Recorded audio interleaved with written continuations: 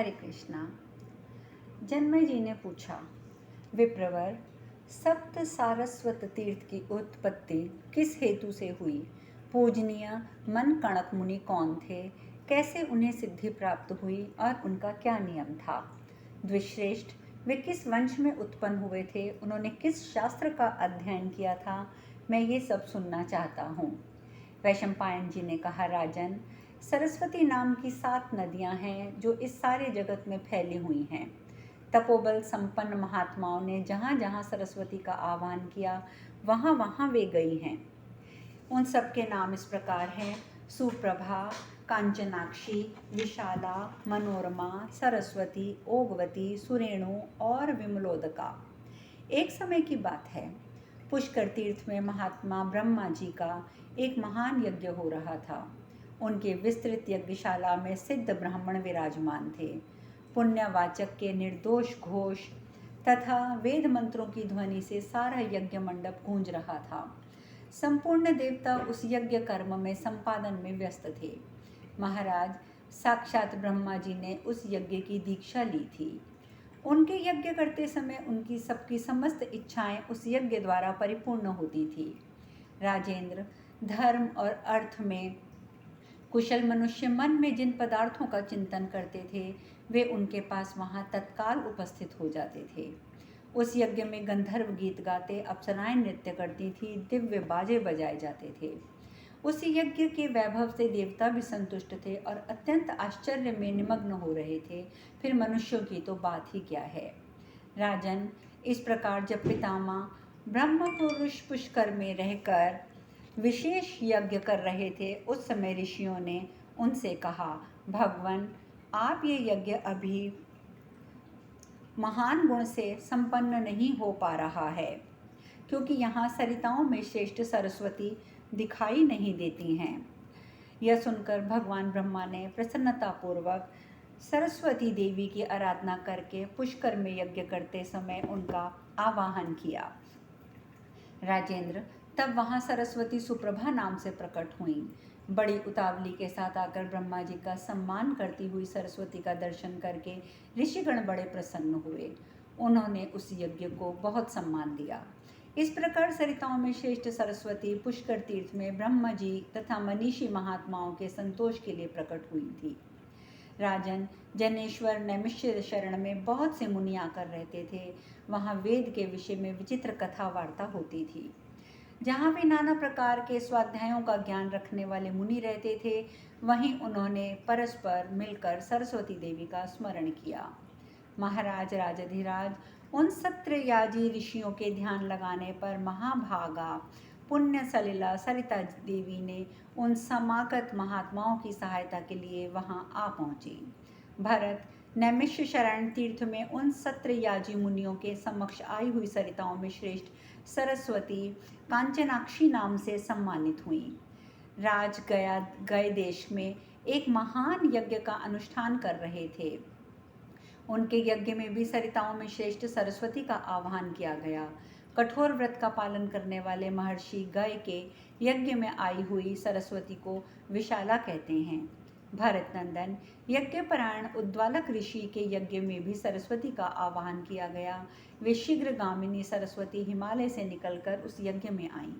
राजन, उन दिनों समृद्धिशाली और पुण्यमय उत्तर कोसल प्रांत में सब ओर से मुनि मंडली एकत्र हुई थी। उसमें यज्ञ करते हुए महात्मा उद्दालक ने पूर्व काल में सरस्वती देवी का ध्यान किया। तब मुनि का कार्य सिद्ध करने के लिए सरिताओं में श्रेष्ठ सरस्वती उस देश में आई। वहाँ वलकल और मृग चर्मधारी मुनियों से पूजित होने वाली सरस्वती का नाम हुआ मनोरमा, क्योंकि उन्होंने मन के द्वारा उनका चिंतन किया था। राज ऋषियों से सेवित पुण्यमय ऋषभ द्वीप तथा कुरुक्षेत्र में जब महात्मा राजा कुरु यज्ञ कर रहे थे, उस समय सरिताओं में श्रेष्ठ महाभागा सरस्वती वहां आई थी। उनका नाम हुआ सुरेणु।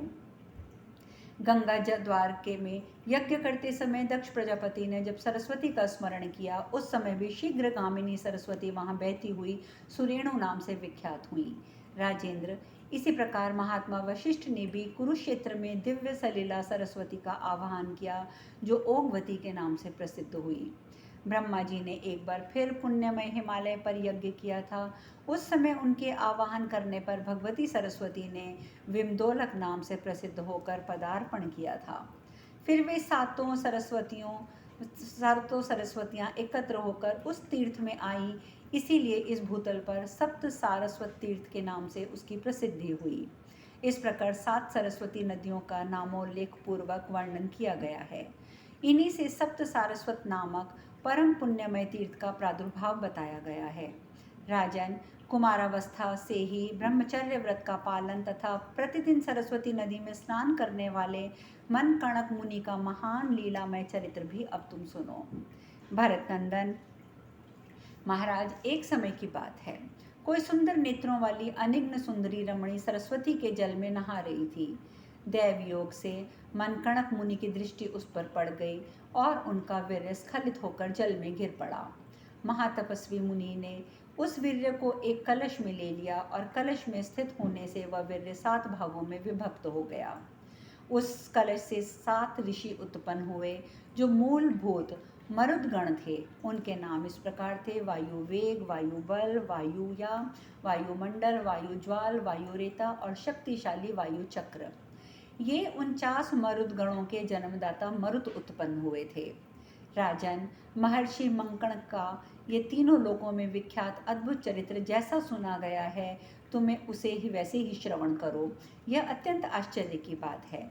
नरेश्वर, हमारे सुनने में आया है कि पहले कभी भी सिद्ध मनकणक मुनि का हाथ किसी कुश के अग्रभाग से छिद गया था। उससे रक्त के स्थान पर शाक का रस चूहने लगा था। वह शाक का रस देखकर मुनि हर्ष के आवेश में मतवाले होकर नृत्य करने लगे। वीर, उनके नृत्य में प्रवृत्त होते ही स्थावर और जंगम दोनों प्रकार के प्राणी उनके तेज से मोहित होकर नाचने लगे। राजन, नरेश्वर, तब ब्रह्मा आदि देवताओं तथा तपोधन महर्षियों ने ऋषि के विषय में महादेव जी से निवेदन किया। देव, आप ऐसा कोई उपाय करें जिससे ये मुनि नृत्य ना करें। मुनि को हर्ष के आवेश में अत्यंत मतवाला हुआ देख महादेव जी ने देवताओं के हित के लिए उनसे इस प्रकार कहा: धर्मज्ञ ब्राह्मण, अधिक हर्ष का कौन सा कारण उपस्थित हो गया है? द्विश्रेष्ठ, आप जो तपस्वी हैं, सदा धर्म के मार्ग पर स्थित रहते हैं, फिर आप क्यों हर्ष से उन्मत्त हो रहे हैं?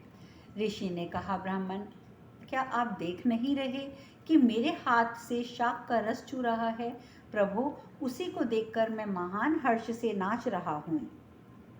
यह सुनकर महादेव जी ठठाका मार के हंस पड़े और आसक्ति से मोहित हुए मुनि से बोले: विप्रवर, मुझे तो ये देखकर विस्मय नहीं हो रहा, मेरी ओर देखो।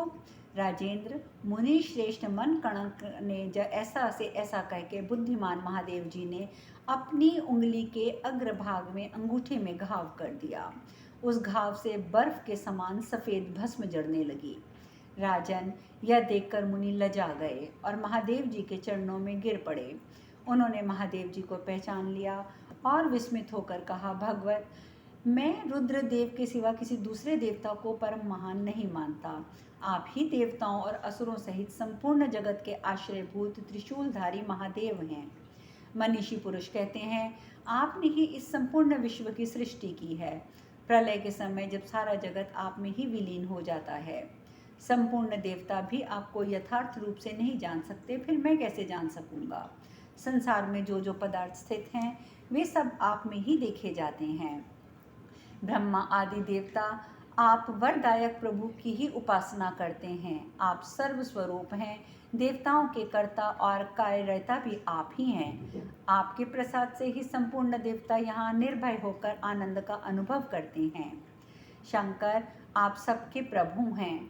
अपने उत्कृष्ट ऐश्वर्य से आपकी अधिक शोभा हो रही है। ब्रह्मा और इंद्र संपूर्ण लोकों को धारण करके आप में ही स्थित हैं। महेश्वर, संपूर्ण जगत के मूल कारण आप ही हैं। इसका अंत भी आप में ही होता है। उसकी उत्पत्ति के हेतु भेदु परमेश्वर, ये सातों लोक आपसे ही उत्पन्न होकर ब्रह्मांड में फैले हुए हैं। सर्वभूतेश्वर देवता इस प्रकार से आपकी ही पूजा अर्चा करते हैं। संपूर्ण विश्व और चराचर भूतों के उपादान कारण भी आप ही हैं। आप ही अभ्युदय की इच्छा रखने वाले सत्कर्म परायण मनुष्यों को ध्यान योग से उनके कर्मों का विचार करके उत्तम पद स्वर्ग लोक प्रदान करते हैं। हे महादेव, महेश्वर, कमल नयन, आपका कृपा प्रसाद कभी व्यर्थ नहीं होता है। आपकी दी हुई सामग्री से ही मैं कार्य कर पाता हूँ। अतः सर्वदा सब और स्थित हुए सर्वव्यापी आप भगवान शंकर की मैं शरण में आता हूँ। इस प्रकार महादेव जी की स्तुति करके वे महर्षि नतमस्तक हो गए और इस प्रकार बोले, देव, मैंने ये जो अहंकार आदि प्रकट करने की चपलता की है, उसके लिए क्षमा मांगते हुए आपसे प्रसन्न होने की मैं प्रार्थना करता हूँ। मेरी तपस्या नष्ट ना हो। ये सुनकर महादेव जी का मन प्रसन्न हो गया। वे महर्षि से पुनः बोले, विप्रवर, मेरे प्रसाद से तुम्हारी तपस्या 17 गुनी बढ़ जाए। मैं इस आश्रम में सदा तुम्हारे साथ निवास करूंगा। जो इस सप्त सारस्वती तीर्थ में मेरी पूजा करेगा, उसके लिए इहलोक और परलोक में कुछ भी दुर्लभ ना होगा। वे सारस्वत लोक में जाएंगे, इसमें संशय नहीं है। ये महातेजस्वी मनकणक मुनि का चरित्र बताया गया है। वे वायु के औरस पुत्र थे। वायु देवता ने सुकन्या के गर्भ से उन्हें उत्पन्न किया था। इस प्रकार श्री महाभारत शल्य पर्व के अंतर्गत गदा पर्व में बलदेव जी की तीर्थ यात्रा के प्रसंग में सारस्वती उपाख्यान विषयक 48वां अध्याय पूर्ण हुआ। वैशंपायन जी आगे कहते हैं, राजन, उस सप्त सारस्वत तीर्थ में रहकर हलधर बलराम जी ने आश्रमवासी ऋषियों का पूजन किया और मन कणक मुनि पर अपनी उत्तम प्रीति का परिचय दिया। भरत नंदन वहां ब्राह्मणों को दान दे उस रात्रि में निवास करने के पश्चात प्रातःकाल उठकर मुनि मंडली से सम्मानित हो महाबली नांगलधारी बलराम ने पुनः तीर्थ के जल में स्नान किया और संपूर्ण ऋषि मुनियों की आज्ञा ले अन्य तीर्थों में जाने के लिए वहां से शीघ्र प्रस्थान किया। तदंतर हलधर बलराम जी औशनस तीर्थ में गए, जिसका दूसरा नाम कपाल मोचन तीर्थ भी है। महाराज, पूर्व काल में भगवान श्री राम ने एक राक्षस को मारकर उसे दूर फेंक दिया था। उसका विशाल सिर महामुनि महोदर की जांघ में जाकर चिपक गया था। वे महामुनि इस तीर्थ में स्नान करने पर उस कपाल से मुक्त हुए थे। महात्मा शुक्राचार्य ने वहीं पहले तप किया था, जिससे उनके हृदय में संपूर्ण नीति विद्या स्फुरित हुई थी। वहीं रहकर उन्होंने दैत्यों अथवा दानवों के युद्ध के विषय में विचार किया था। राजन, उस श्रेष्ठ तीर्थ में पहुंचकर बलराम जी ने महात्माओं ब्राह्मणों को विधि पूर्वक धन का दान दिया। जनमेय जी ने पुनः प्रश्न किया, ब्राह्मण, उस तीर्थ का नाम कपाल मोचन कैसे हुआ जहाँ महामुनि महोदर को छुटकारा मिला था? उनकी जांघ में वह सिर कैसे और किस कारण चिपक गया था? वैशंपायन जी कहते हैं, नृपश्रेष्ठ, पूर्व काल की बात है। रघुकुल तिलक महात्मा श्री रामचंद्र जी ने दंडकारण्य में रहते समय जब राक्षसों के संहार का विचार किया, तब तीखी धार वाले धुर से जनस्थान से उत्पन्न उस दुरात्मा राक्षस का मस्तक काट दिया। वह कटा हुआ मस्तक उस महान वन में ऊपर को उछला और देव योग से वन में विचरते हुए महोदर मुनि की जांघ में जा चिपका। नरेश्वर, उस समय उनकी हड्डी छेद कर वह भीतर घुस गया। उस मस्तक के चिपक जाने से वह महान बुद्धिमान ब्राह्मण किसी तीर्थ तथा देवालय में सुगमता पूर्वक नहीं आ जा सकते थे। इस मस्तक से दुर्गंध युक्त पीक बहती थी और महामुनि महोदर वेदना से पीड़ित हो रहे थे। हमने सुना है कि मुनि ने किसी तरह भूमंडल के सभी तीर्थों की यात्रा की। उन महातपस्वी महर्षि ने संपूर्ण सरिताओं और समुद्रों की यात्रा करके वहां रहने वाले पवित्र आत्मा मुनियों से वह सारा वृतांत कह सुनाया। संपूर्ण तीर्थों में स्नान करके भी वे उस कपाल से छुटकारा नहीं पा रहे थे। विप्रवर, उन्होंने मुनियों के मुख से ये बात सुन रखी थी कि सरस्वती का श्रेष्ठ तीर्थ जो औशनस नाम से विख्यात है, संपूर्ण पापों को नष्ट करने वाला तथा परम उत्तम सिद्धि क्षेत्र है। तदंतर वे ब्रह्म ऋषि वहाँ औशनस तीर्थ गए और उनके जल से आचमन और स्नान किया। उसी समय वह कपाल उनके चरण यानी कि जांघ को छोड़कर पानी के भीतर गिर पड़ा। प्रभु, उस मस्तक या कपाल से मुक्त होने पर महोदर मुनि को बड़ा सुख मिला।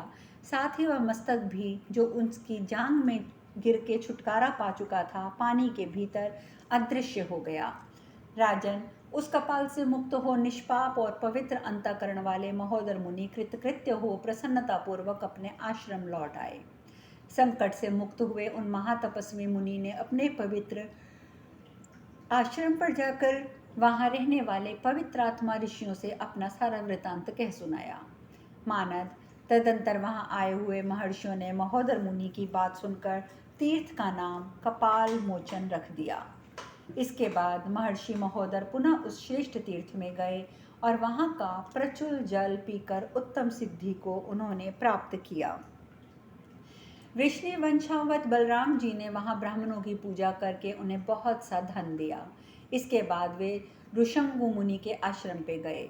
भरत नंदन, उन्हीं अष्टिष्टो मुनि ने घोर तपस्या की थी और वहीं महामुनि विश्वामित्र ने ब्राह्मणत्व को प्राप्त किया था। प्रभो, वह महान आश्रम संपूर्ण मनोवांछित वस्तुओं से संपन्न था। वह बहुत से मुनि और ब्राह्मण सदा वहां निवास करते थे।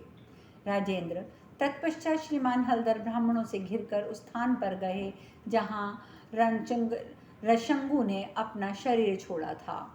बूढ़े ब्राह्मण ऋषंगु सदा तपस्या में संलग्न रहते थे। एक समय उन महातपस्वी ऋषंगु मुनि ने शरीर त्याग देने का विचार करके बहुत सोच विचार करके अपने सभी पुत्रों को बुलाया और उनसे कहा, मुझे पृथुदक तीर्थ ले चलो। उस तपस्वी पुत्रों ने तपोधन ऋषंगु को अत्यंत वृद्ध जानकर उन्हें सरस्वती के उत्तम तीर्थ में पहुंचा दिया। राजन, नरव्याघ्र, वे पुत्र जब उन बुद्धिमान मुनि को ब्राह्मण समूहों से सेवित तथा सैकड़ों तीर्थों से सुशोभित पुण्य सलीला सरस्वती के तट पर ले आए, तब वे महातपस्वी महर्षि वहां विधि पूर्वक स्नान करके तीर्थ के गुणों को जानकर अपने पास बैठे हुए सभी पुत्रों से प्रसन्नता पूर्वक बोले, जो सरस्वती के उत्तम तट पर पृथुदक तीर्थ में जप करते हुए अपने शरीर का परित्याग करता है, उसे भविष्य में पुनः मृत्यु का कष्ट नहीं भोगना पड़ता। धर्मात्मा विप्रवत्सल हलदर बलराम जी ने उस तीर्थ में स्नान करके ब्राह्मणों को बहुत सा धन दान किया। अब शेष कथा कल। हरे कृष्णा।